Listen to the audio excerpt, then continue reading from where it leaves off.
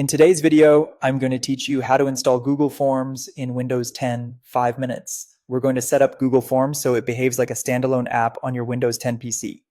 This gives you a dedicated window, an icon on your desktop, and an entry in your Start menu so you can open Forms quickly without hunting through tabs.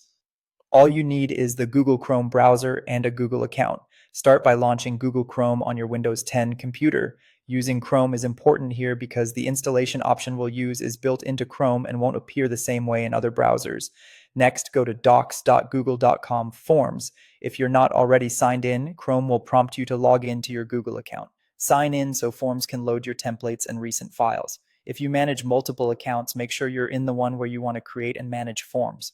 Once Google Forms is open, look to the top right corner of Chrome for the three-dot menu, which is labeled Customize and Control Google Chrome. Click that to open the browser menu. This is where Chrome groups options for saving, sharing, and installing web apps. In that menu, hover over the Save and Share section, then click Install Google Forms.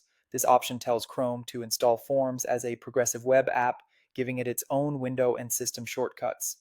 If you don't immediately see the install option, double check that you're on the Forms homepage, not inside an individual form editor, and make sure Chrome is up to date. A confirmation pop-up will appear asking if you want to install. Click Install. Chrome will create the app shortcut and register it with Windows. In a moment, you'll see Google Forms launch in its own window, separate from your main Chrome session.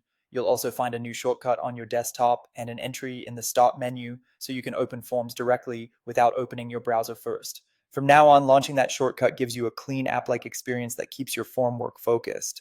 Remember, this isn't a traditional installer. Google Forms still runs as a web app, so you'll need an internet connection and your Google account to access your forms. If you ever want to remove it, you can do so from the app window's three-dot menu or by deleting the shortcut. Your forms will remain safely stored in your Google Drive.